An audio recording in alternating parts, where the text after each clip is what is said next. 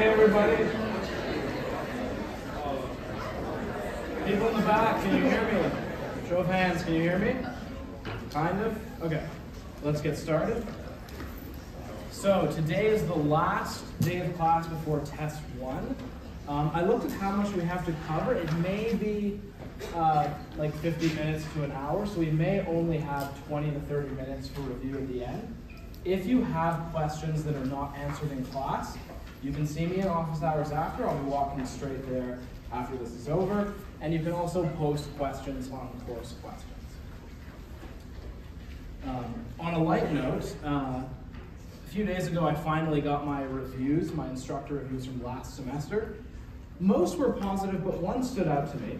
And this is anonymous, so obviously it's not, I'm not outing anybody. This is just to anyone who is watching this video right now. Someone said, "I didn't love the way the course was set up. I prefer to learn in class rather than watching videos." It blows my mind how things that should be obvious sometimes aren't obvious. If you are only watching this online, this is a real class. We meet every Tuesday.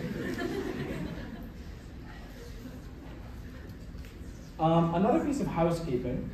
If you are sitting near the camera, I'm not going to single anyone out, but sometimes the small talk does get picked up, so consider yourself warned. Okay, that's all the housekeeping.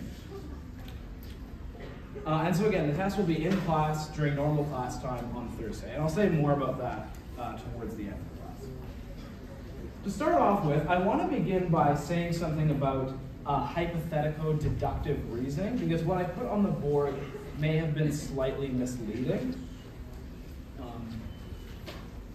So step 1 of hypothetico-deductive reasoning is to put forward a hypothesis, which is a guess. But that's not part of the deduction. That's something you just make up. The deduction occurs when you derive a prediction from that hypothesis and compare it to experiment. So let's say that you derive a prediction from the hypothesis, and that prediction is not confirmed. So you test it in the lab, and what you observe in the lab is not what you predicted. Then the deduction would be this. If H, then O. Right? Meaning if the hypothesis that I made up is true, then I should observe whatever you should observe. 2, not O, meaning O is false. We looked for this observation that we should have found, and we didn't find it. Conclusion, therefore, not H. Right? If H entails O, and O is false, that means that H is false. Notice, however, that if you observe O, that actually doesn't prove that H is true. So you may be tempted to think that this is a valid way of reasoning. If H, then O. O, so you do see what you predicted. Conclusion, therefore H. And we won't go into all the detail here, but if you take a logic class, you'll learn that this is not valid. And just a simple example to spell that out.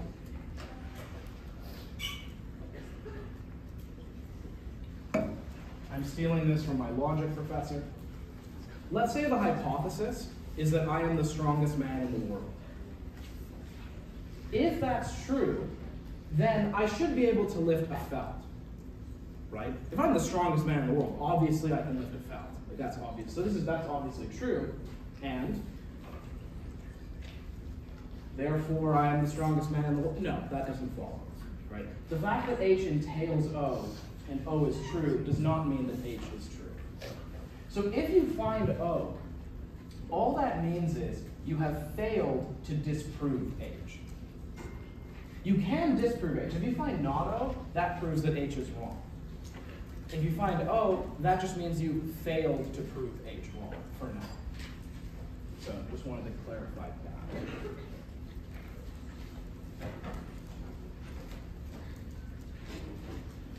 Okay.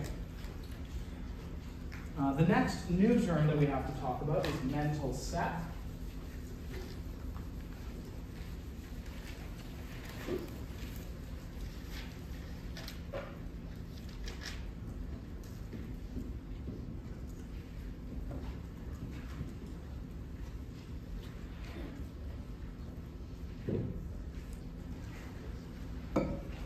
as you live your life and encounter various problems and develop techniques for solving them, you kind of hone in on your main thinking patterns and strategies for solving problems.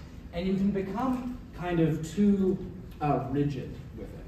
You become too rigid with your problem-solving techniques. That's what mental set is. You're kind of set in your ways, you have your techniques that you use, and you can become rigid over time. I know someone who works in AI and kind of deep learning networks. Apparently they have a similar problem.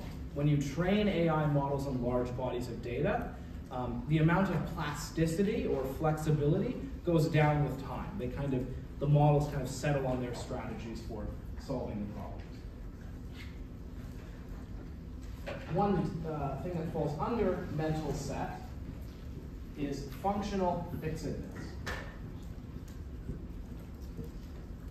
One piece of information we often need to solve problems is we need to know what something's function is. What is it for? And we learn as we go from infancy to adulthood that water bottles have the function of holding water, belts have the function of writing on whiteboards, and so on. But if you become too focused on the function of an object, too fixated on it, it may limit your ability to creatively solve new problems. And we're going to watch a video of this tendency in action.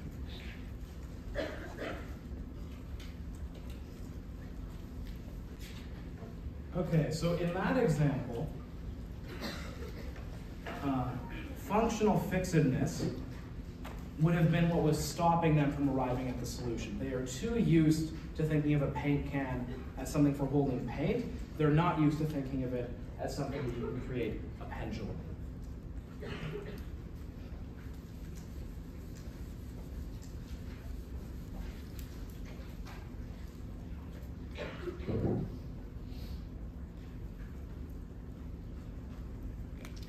Two terms I'll briefly mention, don't have too much to add to them. Means-ends analysis. This is a term that's used throughout the social sciences. An end is a goal. It's something you want to achieve. And a means is a step or a method for achieving that goal.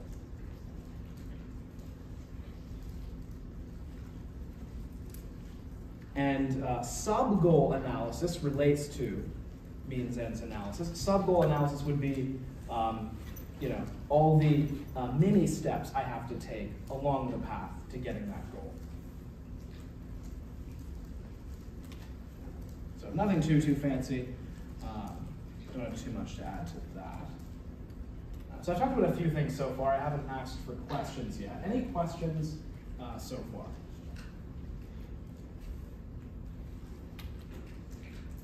Okay. Next, a very important pair of terms that you will see throughout your time in psychology if you go on to major, and that's heuristics and algorithms. These are two different methods for solving problems. Algorithms are slow, trial and error thinking strategies that are guaranteed to give you the right answer. A classic example is the algorithm you learned for doing long division in school. That is a slow trial and error process that is guaranteed to get you the right answer at the end. A heuristic, by contrast, is a mental shortcut. Kind of a quick, intuitive way of solving a problem.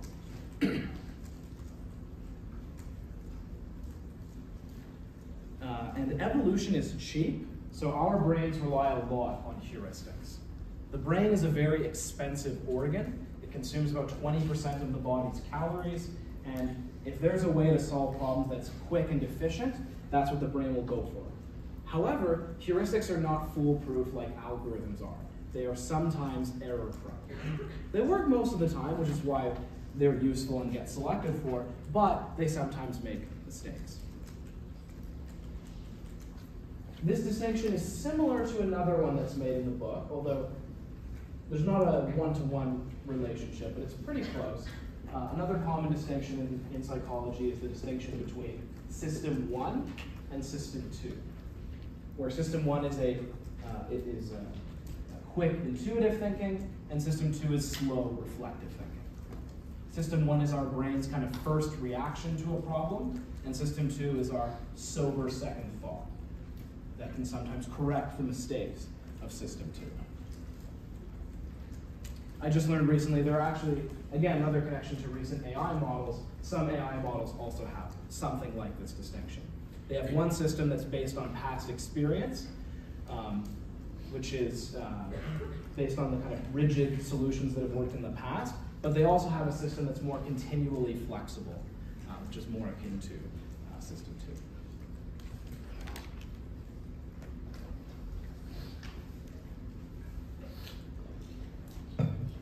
Here's one example that the book gives. So I'm going to describe someone named Linda. Linda is 31 years old, single, outspoken, and very bright. She majored in philosophy, and as a student, she was deeply concerned with issues of discrimination and social justice, and she also participated in anti-nuclear demonstrations. Okay, so you can get kind of a picture of what Linda is like. Is it more likely that she is a bank teller or a bank teller and a feminist? Now, I don't want to embarrass anybody, but the answer that pops into most people's heads is that it's more likely that she's a bank teller and a feminist. I'm sure many of you had that initial reaction, and that's kind of a system 1 reaction. It's, oh yeah, she sounds kind of like a feminist, so yeah, it's got to be that she's more likely to be a bank teller and a feminist. But if you pause and think about it more logically, that literally can't be true. Because if she's a bank teller and a feminist, she's also a bank teller. At best, it could be equally likely, but it can't be more likely that she's a bank teller and a feminist. So that's one example of a way in which heuristics can lead us astray. And that specific example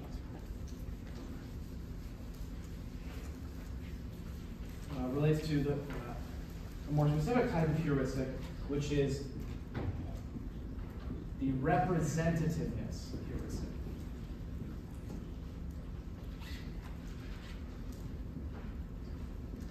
For our purposes, since this is a first-year class, this essentially means relying on stereotypes.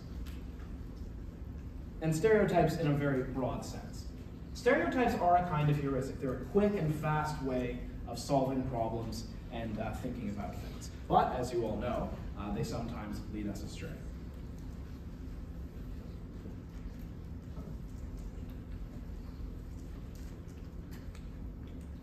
Here's another example of a question that's commonly used in research into heuristics. Let's say I randomly sample someone from the United States named Bob. So I just find this guy named Bob. I just randomly sample someone from the US, and his name's Bob. He's randomly sampled from the US. And let's say that he is shy, wears glasses, and likes books.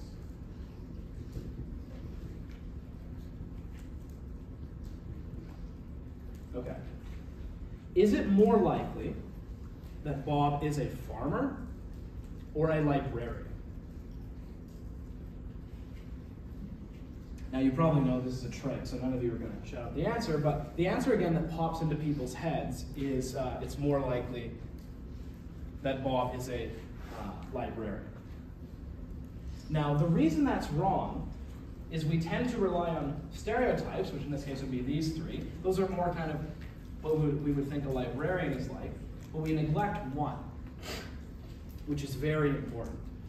There are way more farmers than there are librarians in the United States, way more. And some subset of any group of people are going to be shy, wear glasses, and like books. So you can think about it like this, right? Like, here's all the farmers in America, and here's all the librarians. You know, maybe half of librarians will be like that, but even if like, 10% of the farmers are like that, I don't know how the exact numbers, but it's much more likely that Bob would be a librarian, even with this information. So that's another example of how relying on stereotypes or the representativeness heuristic can lead us to ignore crucial information.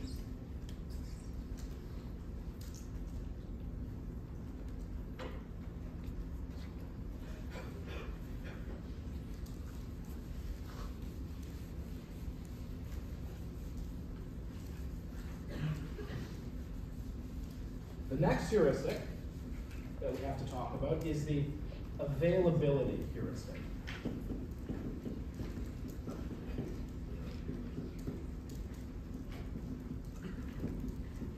And here's how this one works. The question you're asking yourself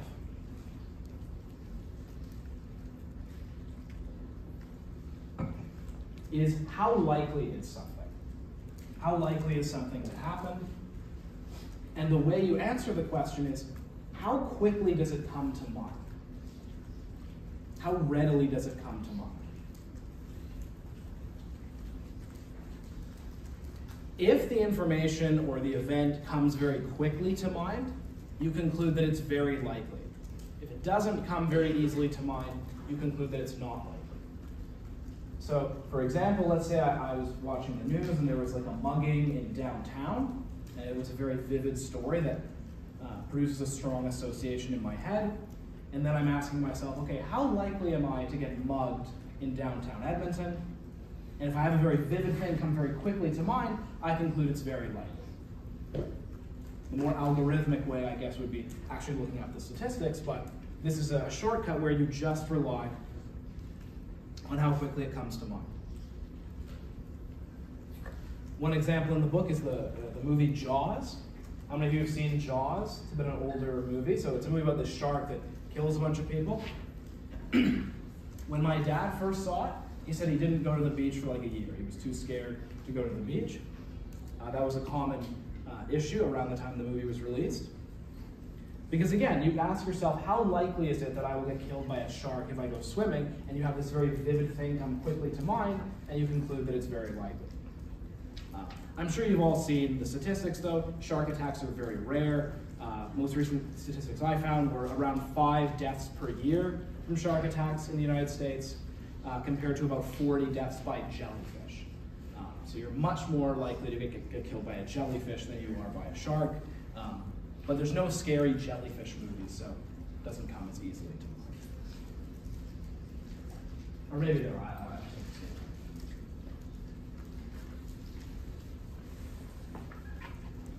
Okay, that's the end of the algorithms and heuristics section. Any questions about any of those?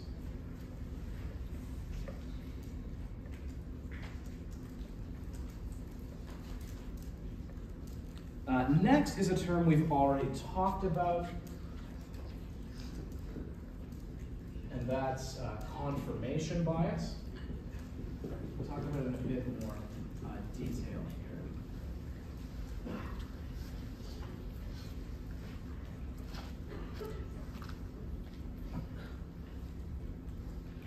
So, confirmation bias is the tendency to seek or interpret evidence in a way that favors what you already believe.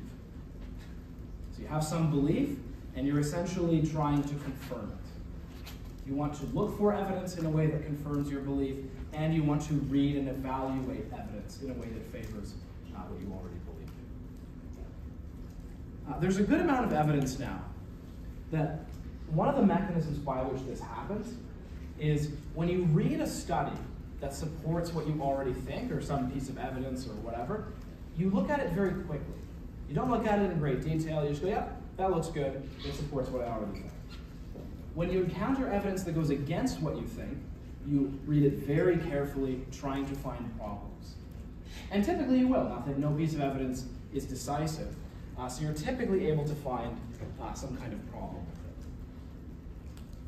it. Now this is not testable, but I recently did a study of this, and I have submitted it for publication. This provides further support for this way of thinking about it.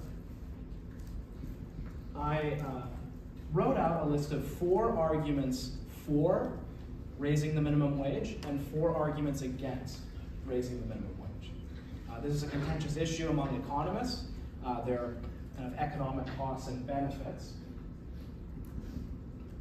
And then people had to read some of each, and they had to evaluate how convincing the arguments were. So just read it, and at the end you're asked, okay, how good of an argument is this for raising or for not raising the minimum wage? And then the arguments are classified by whether they are pro-arguments or anti-arguments relative to the person. So I asked them at the beginning, do you believe raising the minimum wage is good or bad? And then the arguments, depending on which side they're on, are either confirming what they already think or are against what they already think.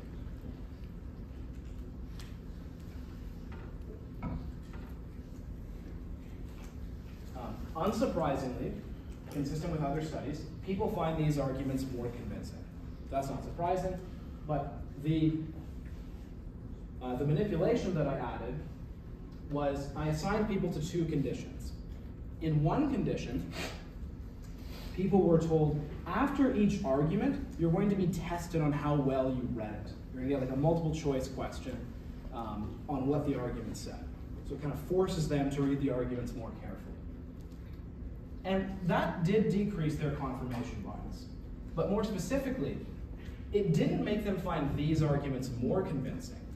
It made them find these arguments less convincing. When you're forced to think more carefully, because your default is just to read these quickly. Yep, looks good, confirms what I think. But when you're forced to think more carefully, you find these less convincing. I think that's a promising way forward for reducing confirmation bias, is challenging arguments that we like.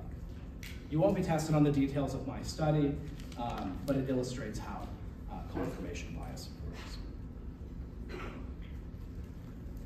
One other term I'll add before we watch a video about confirmation bias. This term is not in the book, but hint, hint, it might be on the test. A flurry of activity as soon as I say that. Is belief perseverance. Belief perseverance is often facilitated by confirmation bias. Belief perseverance means you have a belief, the belief is disconfirmed by evidence, and you keep the belief anyways.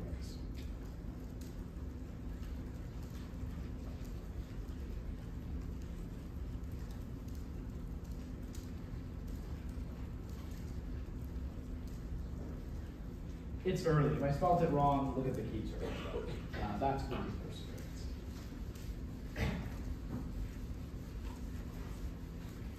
Okay. So we'll now watch a video. This is a video by a very good writer named Julia Galef. She wrote an excellent book, which is really based on ideas the book came out recently, but it's ideas that she presents in this TED Talk. The book is called Scout Mindset. It's one of my favorite books. It made it into the top 8 that are in my office. I wanted some of my favorite books in my office. Excellent book, so watch her talking about it. She doesn't use the term confirmation bias much, she uses it a few times, but it's a good discussion of the underlying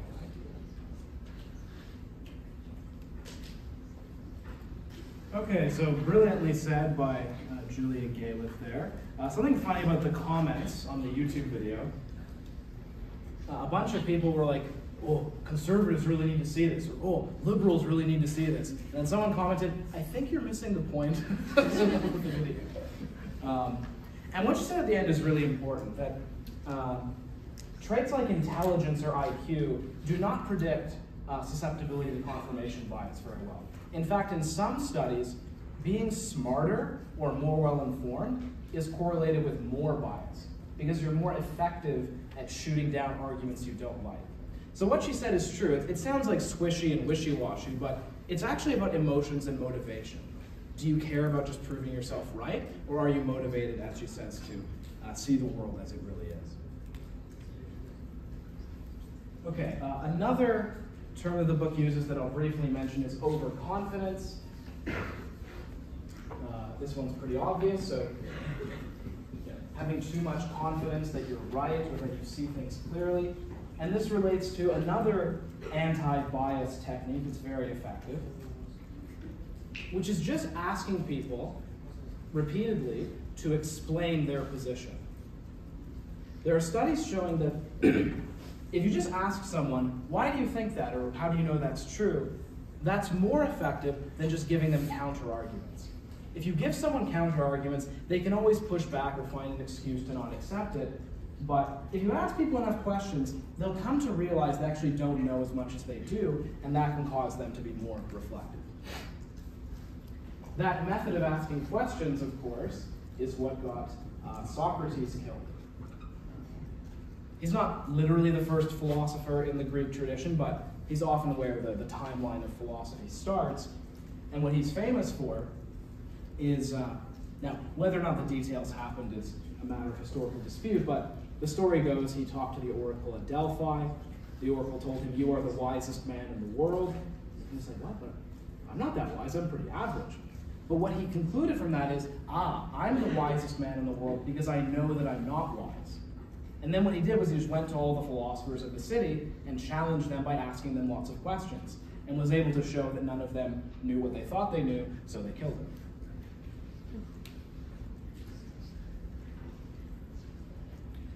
Okay. Next thing we have to talk about is totally different, which is different psychological accounts of creativity. And we're actually going to do a little activity.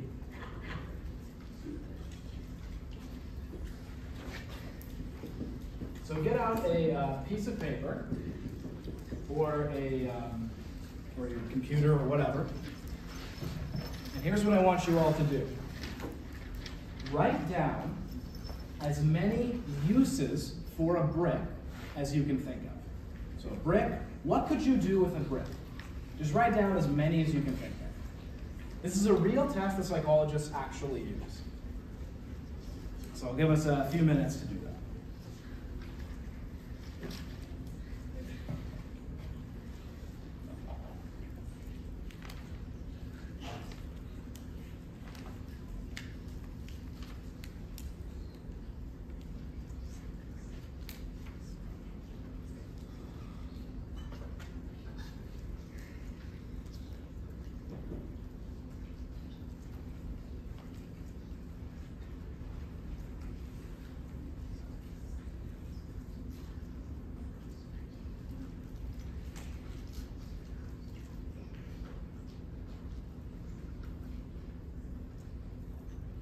Okay, I just want to see how far we've gone. Raise your hand if you have more than 4. Most people, okay, we'll stop there then. Okay. Who thinks they have a really creative answer? Anyone want to share their answer? I don't think I'm that creative, but you can kill a person. You can kill a person? Okay, that's one, yeah. Any other answers? Yeah. Use bricks to write on stuff. Bricks to write on stuff, okay. Yep, at the back. Sorry? That I have never heard. That's a first. Yeah. Sculpture. Yeah, I also haven't heard that one. Okay, last one. If it's cold enough, you can use it to cool your face off. Use it to cool your face off. Like, okay, these are good. Okay, so these are some creative answers. Okay, so now in science we have to quantify things. How would we decide whether something is creative? And the standard psychological account is that creativity boils down to 2 things. One is originality, and the other is appropriateness. So you could even, especially the first one, you could actually quantify. With just, you give it to a large sample of 1,000 people, and the more rare the answer is, the more original it is. Right? If every single person, or 90% of people give the answer, almost by definition it's not creative. But if only 1 in 1,000 or 5 in 1,000 give that answer, okay, well, it's at least partway there to being creative. So several of the answers I heard, I have not heard before. But it also has to be appropriate. There are some answers that are rare, not because they're creative, but because they're different words used, because they're insane. They're not actually, So you could say, a brick would make a really good t-shirt. And that would be a very rare answer. Probably most people don't say that, but it's not a good answer. It doesn't actually solve the problem. It's not actually a good response. So you need both. You need it to be rare, but also a good answer. A related distinction that I will not say too much about, but they are terms listed in the book in bold, is the difference between divergent and convergent thinking. These are different approaches to solving problems. And you can think of it in relation to geometry. So two diverging lines means they're going apart, and convergent means they're coming together. So divergent thinking means creatively thinking of lots of different possible solutions or possible answers. Convergent thinking is using some kind of process where you're trying to arrive at the one correct answer. So solving a math problem, you have to use convergent thinking.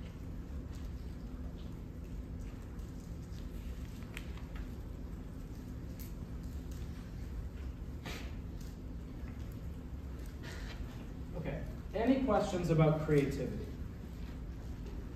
Creativity is harder to study, there's less, at least scientifically, so there's less here, but those are the main terms.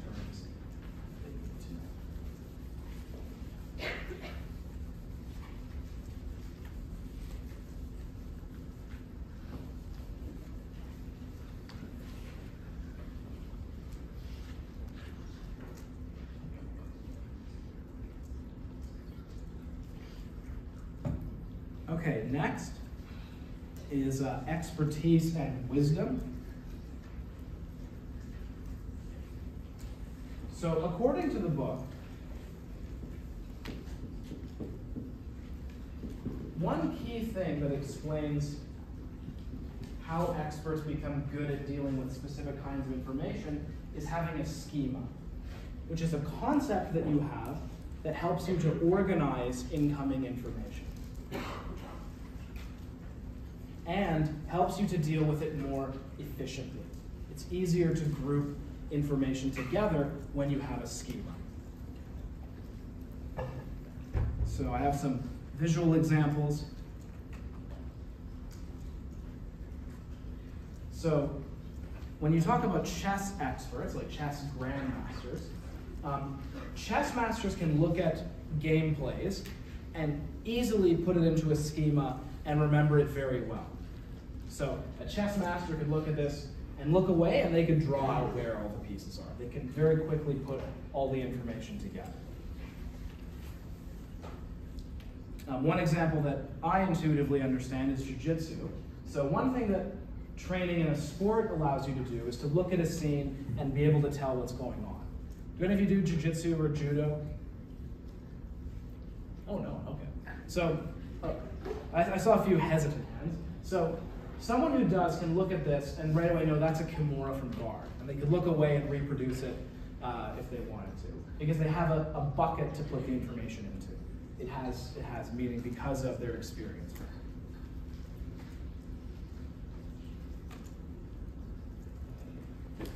Relatedly, wisdom, which is now a growing area of research.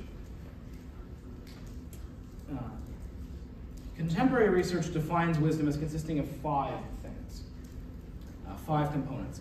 One, which is necessary but not sufficient, is rich factual knowledge about life. So you do have to have knowledge. You do have to know a lot of facts, but that is not sufficient. And a classic example that I hate to use because it's about me, of people who have rich factual knowledge but not wisdom, is graduate students. Graduate students know lots of information, but often in the real world they cannot think their way out of a paper bag. And so number 2 is rich procedural knowledge about life. They know how to deal with practical, real life situations. Number 3 that the book lists is an understanding of lifespan contexts. So knowing that you have to behave differently in different contexts when you're with your family, your friends, or at work. 4 is an awareness of the relativism of values. So knowing that values differ between people, and it's not the case that your values are the ultimate right and final values. And lastly, the ability to recognize and manage uncertainty. So that's a contemporary definition of what wisdom consists of.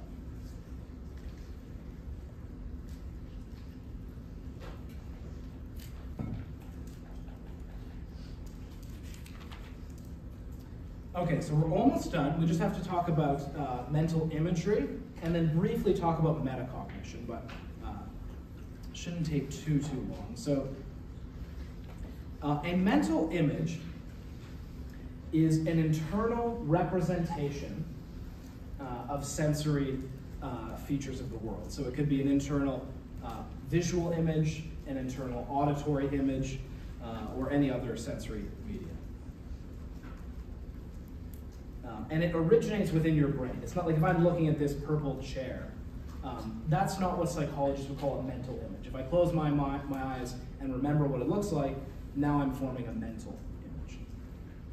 And psychologists do not think that there are literally pictures or images in the brain, but mental images function in ways that are similar to how real images work. And one example that bears this out is mental rotation. This is a commonly used psychology test. So you look at the top two images, the top two shapes, and you have to mentally rotate one of them to see if they're the same. So you can give this to samples of people, and you can look at how quick they are at identifying whether the shapes are the same. We'll actually come back to this in the chapter on intelligence. This is a mental test. But one thing that's interesting is the speed at which people can correctly get this, can correctly solve this problem relates almost perfectly to how many degrees of rotation are required, right? So the x-axis is how many degrees of rotation are required, and then the y-axis is how long it takes for them to get the right answer. I mean, I would kill for correlations that good. Like, you almost never find that in psychology.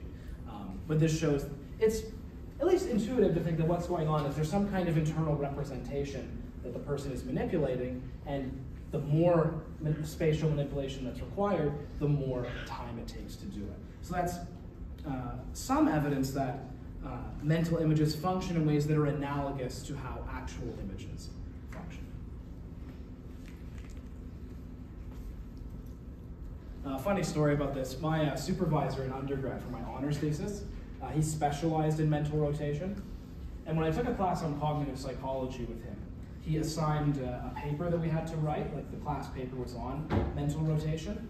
He had written several papers about it, and he told us, if you are going to plagiarize, which I strongly recommend that you do not plagiarize me. I've had people try to do that, and I recognize my own writing, so.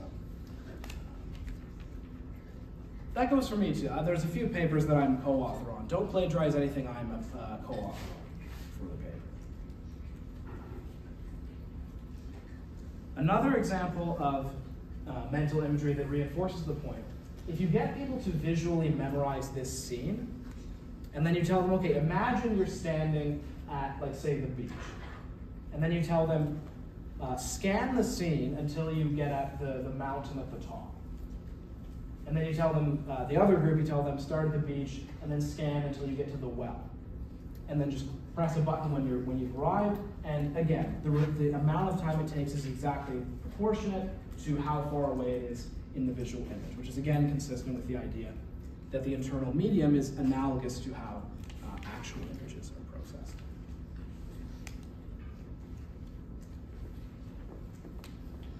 Okay, and then the last term for the test is metacognition.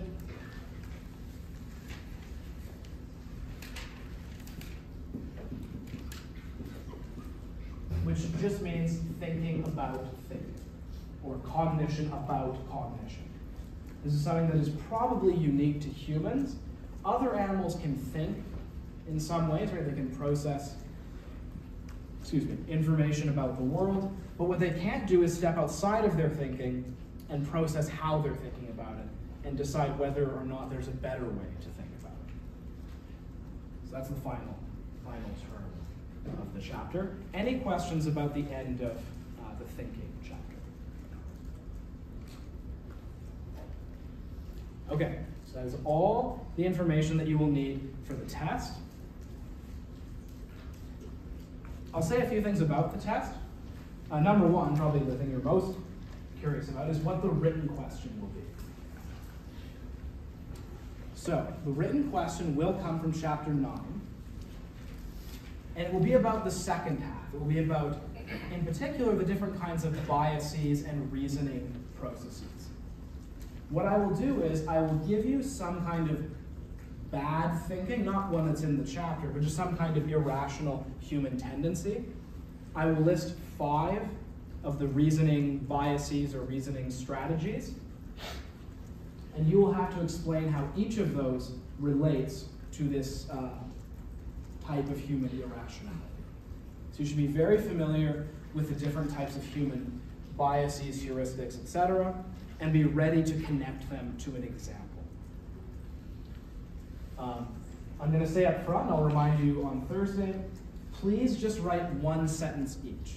So if the human bias was whatever, some kind of issue, call it issue X, you would say, okay, belief perseverance relates to issue X because blah, blah, blah. 1 sentence. Then the next one, then the next one. I will also encourage you to leave space between each of the 5, just to make it easier for the TA who will mark it. There's a lot of you, and one TA is marking all of your written questions, so be nice to her.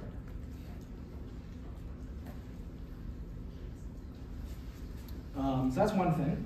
Another thing, I said this to my other class, for the multiple choice, every once in a while, a test comes in where someone has tallied how many A's, B's, D's, and C's they've put in and tried to equalize them. I would strongly recommend that you do not do that. It's a free country, but that will not help you, in my opinion. It's random, like how many of those there are, so not a good strategy. As I said on E-class, you have to bring a pencil and your student ID as well. Yes? For the biases, are you going to list the biases, or do you remember each one? No, I will list them. So I will pick 5 of them, and I will say, okay, issue X, explain how each of these connects to or could reinforce issue X.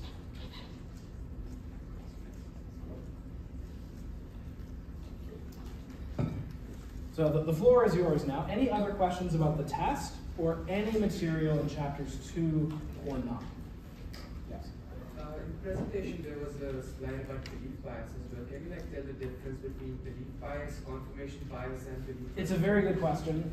So in some books, they almost treat them as synonymous. Belief bias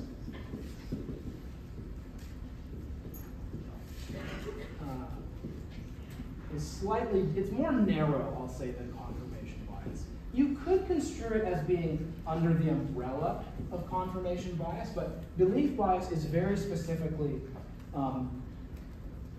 making errors about logical deductive arguments because you have a belief about the conclusion. So the silly example I gave was like the Morgan Freeman example. So let's say I gave the deductive argument, what did I say, like all cats have blue fur, Morgan Freeman is a cat, therefore Morgan Freeman has blue fur. None of you believe the conclusion, and therefore you conclude this is not valid logic.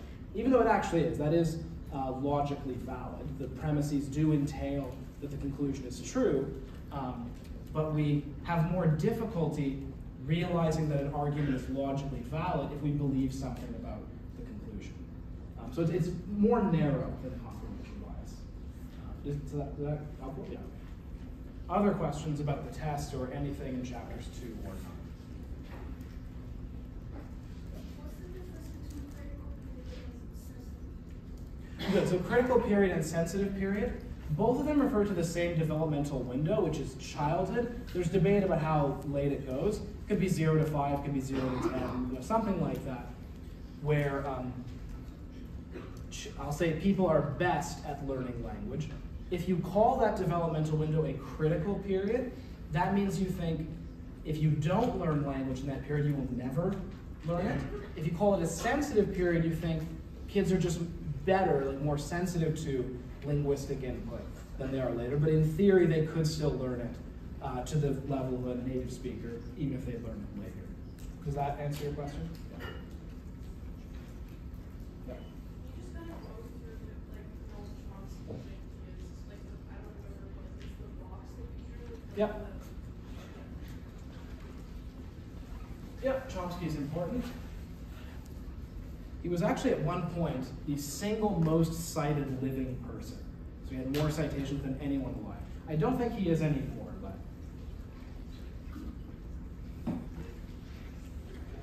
So the box is whatever's in the kid's brain when they're born, whatever the kid is born with. The input, or you call it the stimulus, which relates to another term that relates, is all of the linguistic information the kid is exposed to, all the words that they hear. And then the output is the linguistic skill that they have once they're fully developed, and once they're 20 or whatever. So how many words they know and how good they are with the language. The debate in psycholinguistics is what's in here at the beginning. So if you're Skinner, excuse me, all that's here is the ability to be conditioned. That's it. It's a blank slate. There's no innate tendency one way or the other. Chomsky says that can't be true, and there must be a language acquisition device. There must be an innate kind of module or system that's specifically designed for language. One of the arguments that he uses is the poverty of the stimulus, which means there just isn't enough input, there isn't enough information in the environment to shape linguistic ability just by conditioning. There's too little there, so there must be some of it that's innate. And then the other word that's, so language acquisition device is good to know. The other term from Chomsky is universal grammar, which is the features of grammatical rules that are innate and therefore common to all of the world's languages. So he argues that there is such a thing as universal grammar on the basis of these arguments. Does that answer your question? Okay. Any other questions? Are we expected to know like the specific studies that are written in the book, or just No. the concept that they're talking about? The concept is enough. So like, I'm not going to ask, oh, Smith and Weston, 2002. No, that will not be enough. Yeah. Is the universal grammar like inside the language acquisition Yes. device? Yeah. If you didn't hear, she said, is universal grammar inside the language acquisition device? Yes. Universal grammar is, you could say, a property of the language acquisition device. Yes. Do you like going over counterbalancing confounding variables? Good. So those are actually they're sort of related, but yeah, I'll go over both of those.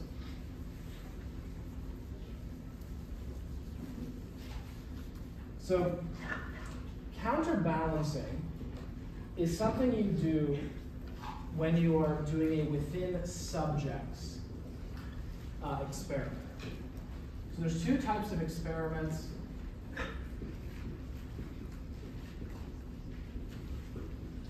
A within subjects and a between subjects.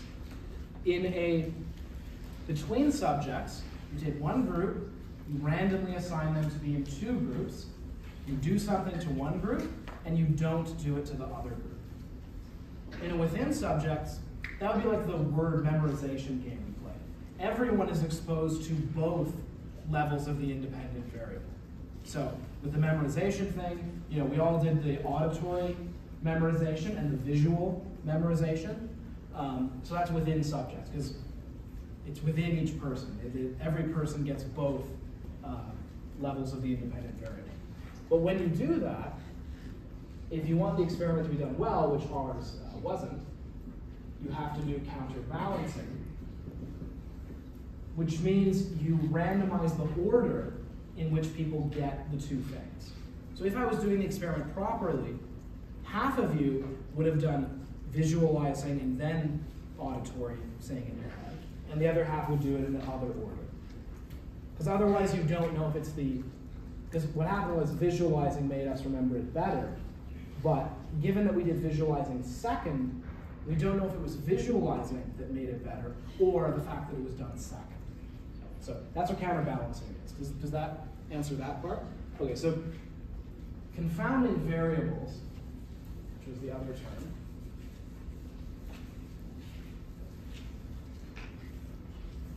Confounding variables, sometimes called confounds, are anything, or I should say is anything, that's different between the two groups in the experiment other than the independent variable. you want it to be the case that the only thing that's different between the two variables is the thing that you manipulated, the independent variable. So if it's a drug trial, one group gets the real pill, one gets the placebo, that's the independent variable. You want the two groups to be the same in every way except for the drug. So that's what the confounding variable would be like if all the people in one group were men and the other group were all women. That's a confounding variable. That could be what's explaining the difference and not the drug. Okay. Any other questions? Yeah. Does your team know about scouting? No. What she said there illustrates a lot of things that relate to confirmation bias, but confirmation bias is the term you have to know, not scout mindset. It's a good book though, recommended. What's the difference between pragmatics and framing? Good question. Framing. Well, we did talk about framing in this chapter. So, pragmatics and framing are the two terms this person asked about. Pragmatics is about using social knowledge and context to understand what someone is saying. So like the example in the Pinker video, I'm leaving you, and the woman asks, who is he? If you don't have pragmatics, you can't even understand what that means, whereas most of us, can't understand that. Framing, it's not a question of whether you understand what's being said, it's a question of how you react to it. So think of the difference between 95% of people who get this surgery live versus 5% of the people who get this surgery die.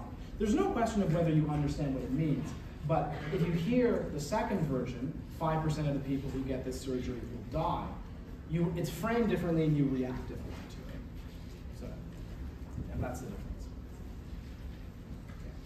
With the two systems and also like the heuristics and algorithms, are they just similar or are they the same? They're similar. There is a technical distinction between them, but let's put it this way: you won't get in any trouble if you mix them up in the test.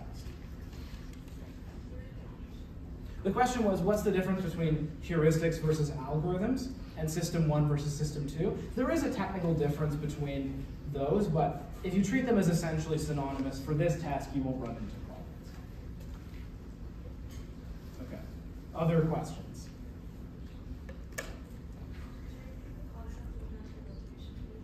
Yeah, mental rotation is like that picture of the two shapes. Mental rotation is just taking two images or two shapes in your mind and mentally rotating one of them, so turning it in your imagination. Other questions?